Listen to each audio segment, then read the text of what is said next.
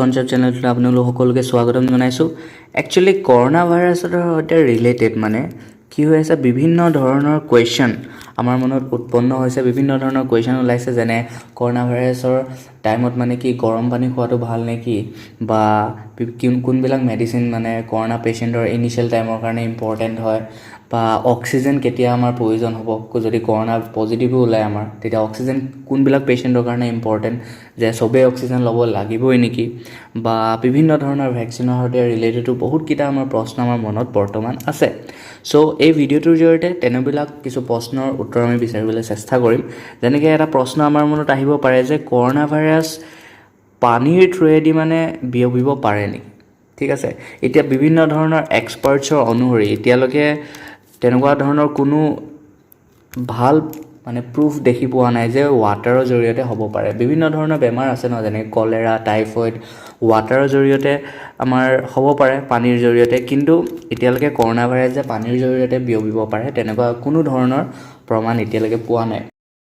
এতিয়া আৰু কেনেকুৱা ধৰণৰ প্ৰশ্ন আমাৰ মনত আহিব পাৰে, আৰু প্ৰশ্ন আহিব পাৰে যে বতাহৰ জৰিয়তে কৰোণা ভাইৰাছ বিয়পিব পাৰে নেকি। এতিয়া কি হৈ আছে, আগৰ ফাৰ্ষ্ট ৱেভতকৈ বেছি আমি ছেকেণ্ড ৱেভত কি দেখিছোঁ, কৰোণা ভাইৰাছৰ যিটো ইনফেকশ্যন ৰেটটো বহুত বেছি বাঢ়ি গৈছে। ফাৰ্ষ্ট ৱেভত ইমান বেছি ইনফেক্টেড হোৱা নাছিলে মানুহ পটাপট, কিন্তু ছেকেণ্ড ৱেভৰ পিছত আমি দেখিছোঁ বহুত ফাষ্ট কি হৈছে, মানে ইনফেকশ্যন ৰেট বাঢ়ি গৈছে। ইনফেক্ট পাৰ ডে আমি 4 lakhs কেছো পাৰ ডে দেখিছোঁ। 4 lakhs কেছ আগতে কেতিয়াও ইমানখিনি হোৱা নাই। ফাৰ্ষ্ট ৱেভৰ টাইমত হাইয়েষ্ট 1.5 লাখ বা 1,90,000লৈকে গৈছে, কিন্তু 4 লাখ পাৰ ডে কেছেছ পোৱা নাছিলে। এতিয়া আমাৰ অসমতে বহুত বেছি বাঢ়ি গৈছে ন। চ' তাৰ কাৰণে এটা আমাৰ মনত আহিব পাৰে যে প্ৰশ্ন কি এয়াৰৰ থ্ৰুৱেদি হ'ব পাৰে নেকি, বিয়পিছে নেকি এয়াৰৰ থ্ৰুৱেদি। চ' একচুৱেলি কি হৈ আছে, মানে এনেকুৱা ক'ব নোৱাৰি যে একেবাৰে সম্পূৰ্ণৰূপে এয়াৰ থ্ৰুৱেদি বিয়পা নাই। WHO অৰ্থাৎ ৱৰ্ল্ড হেল্থ অৰ্গেনাইজেশ্যনে কৈছে যে the possibility of airborne transmission in public setting cannot be ruled out। মানে এইটো সম্পূৰ্ণ মিছা বুলিও আমি ক'ব নোৱাৰোঁ যে এয়াৰৰ যোগেদি হ'ব পাৰে। তাৰ উপৰিঞ্চি বিভিন্ন ধৰণৰ এভিডেঞ্চ মানে আমি দেখিছোঁ যে কোনোবা এজন কৰোণা পেচেণ্টছ আছে যাৰ কৰোণা পজিটিভ ওলাইছে, তেওঁৰ ফেমিলি মেম্বাৰ্ছো বহুতো কৰোণা পজিটিভ ওলাইছে। মানে কি যাৰ ক্ল'জ কণ্টেক্ট থকা হয়, ঠিক আছে, ওচৰত থকা হয়, মানে ৰেঞ্জটো যদি 1 মিটাৰৰ ভিতৰত তেনেকুৱা কৰোণা পেচেণ্ট এজনৰ ওচৰত থকা হয়, তেতিয়া চান্স থাকে তেনেকুৱা এজন ব্যক্তিৰ পৰা ইনফেকশ্যন হ'ব পাৰে।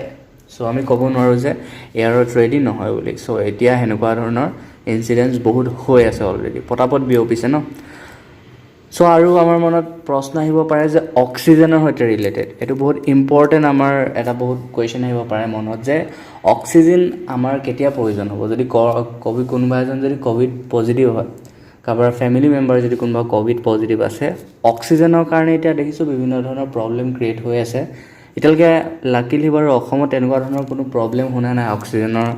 শ্বৰ্টেজ হৈছে বা অক্সিজেনৰ কাৰণে কিবা প্ৰব্লেম হ'ব পাৰে বুলি, কিন্তু আমি দেখিছোঁ ভাৰতৰ বিভিন্নখন ষ্টেটত এতিয়া অক্সিজেনৰ কাৰণে বহুত বেছি প্ৰব্লেম হৈ আছে কৰোণা পেচেণ্টৰ কাৰণে। তো অক্সিজেন কোনবিলাকৰ প্ৰয়োজন, যিবিলাকৰ মানে কি হয় 88 বা 92ৰ ভিতৰত অক্সিজেনৰ ৰেঞ্জ থাকে, তাতকৈও কম থাকে, তেনেকুৱা যদি কৰোণা পেচেণ্ট আছে তেওঁলোকক অক্সিজেনৰ প্ৰয়োজন হয়।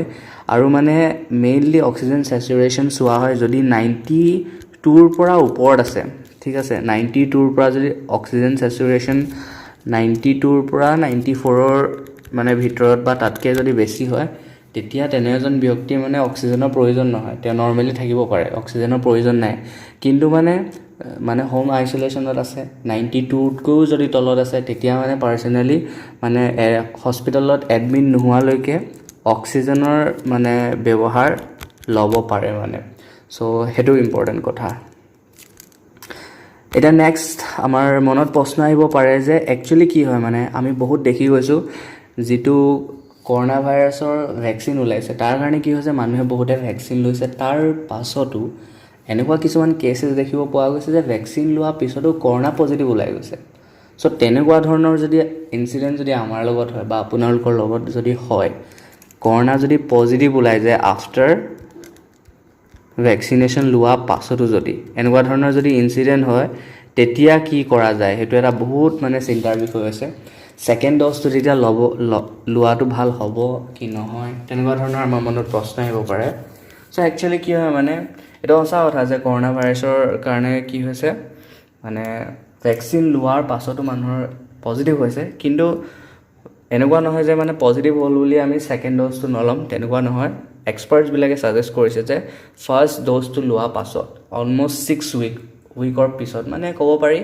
1.5 মাহমানৰ পিছত ছেকেণ্ড ড'জ ল'ব পাৰে ভেকচিন ঠিক আছে এতিয়া ছাপ'জ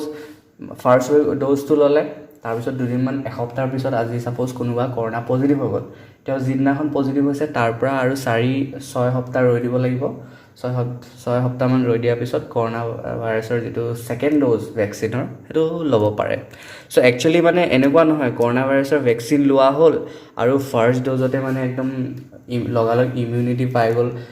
মানে ভেকচিনৰ কামটো কি হয় প্ৰচেছটো লাহে লাহে হয় ইয়াৰ কামটো কৰিবলৈ লাহে লাহে আৰম্ভ কৰে ফাৰ্ষ্ট ড'জ যেতিয়া লোৱা হয় যিমান ভেকচিন আছে কোভিশ্বিল্ড আছে কোভেক্সিন আছে এতিয়া নতুনকৈ ভাৰতত আহিছে ৰাছিয়াৰ এটা ভেকচিনো আহিছে স্পুটনিক বি বুলি কিন্তু ইম্পৰ্টেণ্ট কথা হৈছে কি যিমানে ভেকচিন আছে চবৰে এফিচিয়েঞ্চি ফাৰ্ষ্ট ড'জটোতে বহুত বেছি নহয় 60 to 65 থাকে ইমান % চান্স থাকে ইনফেকশ্যন নোহোৱা বা হ'লেও সেই ইনফেকশ্যনৰ পৰা বাচি যোৱা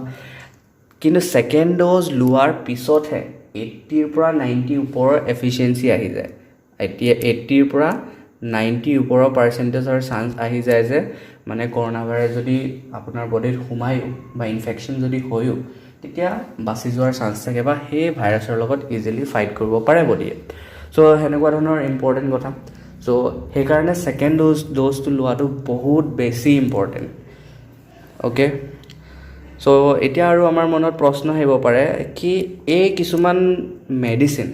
বহুত বেছি মানে কি হৈ আছে নিউজত আহি আছে মানে যেনেকৈ এইটো এটা ৰেমডিচিভিৰ এই মেডিচিনটো বহুত নিউজত আছে বহুতে ব্লেক মাৰ্কেটিঙো কৰিছে এই মেডিচিনটোৰ কাৰণে আৰু কৰোণা পেচেণ্ট বহুতে কি কৰিছে এই মেডিচিনটো বিচাৰি হাবাথুৰি খাই আছে চ' বিভিন্ন ধৰণৰ এক্সপাৰ্টছৰ অনুসৰি এনেকুৱা নহয় যে এই মেডিচিনটো বহুত বেছি ইম্পৰ্টেণ্ট আৰু বহুত বেছি কামৰ হয় তেনেকুৱা নহয় মানে যদি মানে বহুত বেছি ইনফেকশ্যন হোৱা নাই ইনিচিয়েল ষ্টেজত আছে ঠিক আছে ইমান বেছি হাই ৰিস্ক হোৱা নাই মানে তেতিয়া ইনিচিয়েল ষ্টেজত এই মেডিচিনটোৰ কোনো প্ৰয়োজন নাই ইনফেক্ট যদি বেছিও মানে হৈ যায় তেতিয়া মানে অক্সিজেনৰ চেচুৰেশ্যনৰ পৰা আদি কৰি বহুতখিনি বস্তু চোৱা হ'ব ন তাৰপিছত ডক্টৰে ছাজেষ্ট কৰিব চ' তাৰপিছত কি হৈছে ইয়াৰ উপৰিও মানে বিভিন্ন ধৰণৰ যদি কিবা কাৰোবাৰ যদি পেচেণ্টৰ যদি আগৰ পৰা যদি কিবা বেমাৰ আছে ঠিক আছে তেতিয়া তেনেকুৱা ধৰণৰ পেচেণ্টৰ কাৰণেও মানে ইমান ঠিক নহয় ডক্টৰৰ পৰামৰ্শ লোৱা বহুত বেছি ইম্পৰ্টেণ্ট প্ৰয়োজন আছে তাৰপিছত এটা আমাৰ মনত নিশ্চয় প্ৰশ্ন আহিব পাৰে যে যদি গৰম পানী খালে বা গৰম পানীয়ে গা ধুলে যে COVID-19 কিয়ৰ কৰিব পৰা যাব নেকি ঠিক আছে চ' এতিয়ালৈকে বিভিন্ন ধৰণৰ এক্সপাৰ্টৰ অনুসৰি এনেকুৱা ধৰণৰ কোনো ইনফৰ্মেশ্যন ভালকৈ দিয়া নাই যে এইটো আমি গৰম পানী খালে বা গৰম পানীয়ে গা ধুলে COVID-19ৰ পৰা কিয়ৰ হৈ যাম বাচি যাম তেনেকুৱা নহয় বাট কিছুমান ৰিলিফ পাব পাৰোঁ আমি চিমটমছবিলাকৰ পৰা এতিয়া ছাপ'জ জ্বৰ হৈছে ক'ভিডৰ কাৰণে ঠিক আছে বা কাহ হৈছে তেতিয়া মানে কি হয় আৰু গৰম পানী খালে বা গৰম পানীয়ে গা ধুলে অলপ শান্তি লাগিব ঠিক আছে তো এনেই মানে কি হয় সেইটো কেলৈ কাম নকৰে এনেই নৰ্মেলি মানে লেববিলাকত কি হৈ আছে টেষ্টিং কৰা মতে কৰোণা ভাইৰাছটো মানে মৰিবলৈ টেম্পাৰেচাৰ লাগে এইটো 60ৰ পৰা 70 ডিগ্ৰী চেলচিয়াছ যিটো টেম্পাৰেচাৰ উচ্চতা পোৱাৰ পিছত কৰোণা ভাইৰাছ এটা মৰিব পাৰে কিন্তু সেইটো উচ্চতা পাবলৈ এতিয়া আমি গা ধুই আহিলোঁ যেনিবা গা ধুই অহাৰ পিছত আমাৰ বডিটো ছাপ'জ গৰম হৈ আছে গৰম পানীয়ে গা ধোৱাৰ কাৰণে কিন্তু তথাপিও আমাৰ মানে বডিৰ টেম্পাৰেচাৰ 37 ডিগ্ৰী চেলচিয়াছতকৈ বেছি নাবাঢ়ে চ' কৰোণা ভাইৰাছটো মৰিবলৈ যদি ইমানখিনি টেম্পাৰেচাৰ লাগে তেতিয়া অবভিয়াছলি গৰম পানীয়ে গা ধুলেও কৰোণা ভাইৰাছে যে কিয়ৰ হ'ব সেইটো কোনো কথা নহয় চ' আৰু এটা ইম্পৰ্টেণ্ট কুৱেশ্যন আমাৰ মনত আহিব পাৰে যিসকল শিশুৱে মাকৰ গাখীৰ খাই আছে বা মাকে গাখীৰ খুৱাই আছে যদি সেই মাকগৰাকী যদি ক'ভিড পজিটিভ ওলায় তেওঁ ছাপ'জ ক'ভিড পজিটিভ হৈ গ'ল ঠিক আছে তেতিয়া তেওঁ মানে নিজৰ বাচ্চাটোক গাখীৰ খুৱাব পাৰিবনে চ' সেইটো মানে বহুত ইম্পৰ্টেণ্ট কাৰণ পোৱালি 6 মাহৰলৈকে মানে মাকৰ গাখীৰটো লাগেই বেলেগটো একো খাব নোৱাৰে বহুত ইম্পৰ্টেণ্ট হয় চ' যদি পেচেণ্ট গৰাকী যদি ক'ভিড পজিটিভ হৈ যায়, মাকজনী যদি ক'ভিড পজিটিভ হৈ যায়, চ' তেতিয়াও মানে কি কৰিব পাৰিব, মানে নিজৰ বাচ্ছাটোক গাখীৰ খুৱাব পাৰিব। এতিয়ালৈকে ৱৰ্ল্ড হেল্থ অৰ্গেনাইজেশ্যনে হওক বা বিভিন্ন ধৰণৰ মেডিকেল এক্সপাৰ্টছে হওক, এই কথাটো কোনো ধৰণৰ এভিডেঞ্চ পোৱা নাই যে মাকৰ গাখীৰৰ পৰা কৰোণা ভাইৰাছ বিয়পিব পাৰে। চ' এতিয়ালৈকে তেনেকুৱা ধৰণৰ কোনো নিউজ অহা নাই। গতিকে মাকে ধুনীয়াকৈ খুৱাব পাৰে যদি ক'ভিড পজিটিভো হয়। তাৰপিছত আৰু এটা ইম্পৰ্টেণ্ট, বহুত বেছি ইম্পৰ্টেণ্ট কুৱেশ্যন আমাৰ মনত আহিব পাৰে যে এণ্টিবায়'টিক্স ল'লে ক'ভিডৰ পৰা বাচিব পাৰি নেকি, বা ক'ভিড হ'লেও তাৰ লগত ফাইট কৰিবলৈ হেল্পফুল হ'ব নেকি। চ' যিমান ডক্টৰছ আছে, মেডিকেল এক্সপাৰ্টছ আছে, একদম ছাজেষ্ট কৰা নাই যে এণ্টিবায়'টিক্স লৈ পেলানি তেনেকুৱা ধৰণৰ কিবা মানে